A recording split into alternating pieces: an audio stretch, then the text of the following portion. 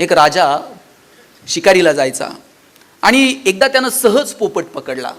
त्याच्या प्रधानाने विचारलं, हा पोपट तू पकडू कसा शकला? तो म्हटला, पोपट पकडण्याची एक वेगळी कला आहे म्हटला माझ्याकडं. म्हटला काय? 2 झाडांना मी दोरी बांधतो, त्या दोरीवरती पोपट बसला काय एका बाजूची दोरी सैल करतो, दोरी सैल झाली की पोपट पडायला लागतो आणि पडण्याच्या भीतीनं दोरीला तो घट्ट पकडतो. त्यानं दोरीला घट्ट पकडलं की मी जातो आणि पोपट पकडतो. प्रधान म्हटला, पोपटानं दोरी पकडण्याऐवजी तो भुरकन उडाला असता तर?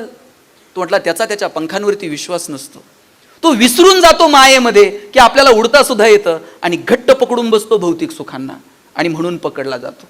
माया ही गोष्ट अशी आहे जी आपल्याला या वेगवेगळ्या रंगांमधला एक रंग शोधू देत नाही आणि मग रंगांच्या विविधतेमध्ये आम्ही अडकत राहतो. आम्हाला तो तेवढाच रंग आम्हाला आमचा वाटायला लागतो. याचं कारण जर काय असेल तर माया आहे. ही काय माया आहे? भगवान श्रीकृष्णाला सुदामानं विचारलं, देवा माया काय? भगवान श्रीकृष्ण म्हटले, 2 दिवसानं तुला मी सांगेल. दोघंही यमुनेवरती आंघोळीला गेले. भगवान श्रीकृष्णाला 2 बुड्या मारल्या, बाहेर आले, कपडे घातले. सुदामा मात्र अजूनही यमुनेमध्ये होता. 2 बुड्या मारल्या, देवानं सांगितलं या बाहेर. सुदामा म्हटला, देवा आता शेवटची एक डुबकी मारतो. शेवटची डुबकी सुदामानं मारली आणि अचानक यमुनेला पूर आला. यमुनेच्या पुरामध्ये सुदामा वाहून निघाला. प्रयत्न करत होता, पोहत होता, काही केल्यानं तीरावरती जाणं शक्य होत नव्हतं. प्रयत्नांची पराकाष्ठा करत करत करत सुदामा एका तीरावरती जाऊन पोहोचला. तीरावरती पोहोचला, चालायला लागला. चालत चालत चालत पुढे निघाला आणि पुढून एक सजवलेला हत्ती येत होता. त्याच्या गळ्यात फुलांची माळ होती. त्या हत्तीनं ती फुलांची माळ सुदामाच्या गळ्यात घातली आणि मागे असणारा सगळा जनसमुदाय सुदामाला महाराज म्हणून घोषणा करायला लागला. सुदामानं विचारलं, हे काय? लोक म्हटली, आमच्या राज्याची प्रथा आहे, हा हत्ती ज्याच्या कुणाच्या गळ्यात माळ घालतो तो राजा. सुदामाला सिंहासनावरती बसवलं. सगळं राजवैभव त्याला प्राप्त झालं. पुढे जाऊन त्याचं लग्न झालं. सगळा संसार व्यवस्थित सुरू होता आणि एक दिवशी त्याची पत्नी वारली. पत्नी वारल्यानंतर सुदामा रडायला लागला. सगळा जनसमुदाय पुन्हा गोळा झाला आणि म्हटले, महाराज नुसतं रडून भागत नाही, आमच्या राज्याची प्रथा आहे, पत्नी जाते त्यावेळेस पत्नीच्या सोबत त्याला सुद्धा सरणावरती जावं लागतं. सुदामा म्हटला, मी या राज्याचा नागरिकच नाही, हा नियम मला लागू होत नाही. ते म्हटले, मग पहिला नियम कसा लागू झाला? माळ घातल्यावर राजा. पहिला नियम जसा लागू झाला माळ घातल्यावर राजा, तसा दुसरा नियम सुद्धा लागू होतो. सुदामा सजून बिजून आता चितेवरती जायला निघणार. रडत होता, हे काय चाललं आयुष्यात माहित नाही. आता चितेवरती जाऊन बसायचं. तेव्हा सुदामा सगळ्या सोबत्यांना म्हटला, आता चितेवरच जायचंय, शेवटचं स्नान करावं म्हणतो. स्नान करायला म्हणून नदीमध्ये गेला, डुबकी मारली, वरती आला आणि बघतो तर काठावर कृष्ण म्हणतोय, ए अरे चल लवकर, निघायचंय आपल्याला. सुदामा जवळ गेला आणि कृष्णाला म्हटला, हे काय? मी जे जगलो ते खरं आहे की तुम्हाला हाक मारते ते खरं आहे? ही माया आहे साहेब. आणि ही माया आपल्याला रंगांच्या विविधतेमधला एक रंग शोधायला आडसर ठरते.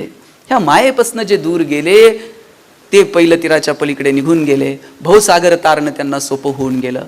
हा पोपट पिंजऱ्यामध्ये अडकला. राजानं त्याला सोन्याच्या पिंजऱ्यामध्ये नेऊन ठेवलं. 5 पक्वान खायला होतं. काय काय वैभव नव्हती, काय काय नव्हतं त्याच्या आयुष्यामध्ये, पण कळत नव्हतं याला इथून सुटू कसं. शेवटी पोपट म्हटला, महाराज माझी एक विनंती आहे, मी इथे सगळं आईश आरामात जगतोय, सोन्याच्या पिंजऱ्यात आहे, माझ्या घरच्यांना फक्त त्या झाडावर सांगून या की तुमचा सखा सोबती राजवाड्यामध्ये मोठ्या वैभवात आहे, मोठ्या सुखात आहे. राजा म्हटला, ठीक आहे, तुझी एवढी इच्छा पूर्ण करतो. राजा त्या जंगलामध्ये गेला आणि ज्या झाडावरून याला पकडलं होतं त्या झाडावरच्या पोपटांना म्हटला, तुमचा मित्र तुमचा सोबती माझ्या राजवाड्यात अगदी सुखात आहे, अगदी सोन्याच्या पिंजऱ्यात आहे, त्याला 5 पक्वान रोज खायला असतंय. तेवढ्यात 2 बुजुर्ग झालेले पोपट निश्चित खाली पडले, ग्लानी येऊन खाली पडले. ग्लानी येऊन खाली पडल्यानंतर राजाला वाटलं, हे काय झालं? मी काय निरोप दिला? हा यांना पकडून घेऊन गेलो असतो तर ठीक, पण मी निरोप दिला आणि 2 बुजुर्ग पोपट असे ग्लानी येऊन खाली पडले, हे मेले तर नाहीत? जवळ गेला राजानं, त्या दोघांना उचललं, जरा हवेत घेऊन आला, त्यांच्या चोचीवरती पाण्याचे काही थेंब टाकले आणि पाण्याचे थेंब टाकल्याबरोबर दोन्ही पोपट आकाशात भुरकन उडून गेले. राजा जेव्हा राजवाड्यात आला तेव्हा या पोपटानं विचारलं, माझ्या घरच्यांना निरोप दिला का? ते म्हटले, अरे हो तुझ्या घरच्यांना निरोप दिला, पण गफलत झाली. म्हटले काय? म्हणले मी सांगितलं तू आनंदात आहे, आणि त्यातले 2 लगेच चक्कर येऊन पडले. आपला नातेवाईक आनंदात आहे हे ऐकून चक्कर येऊन पडायला ते काय माणूस आहे? ते चक्कर येऊन पडले कसे?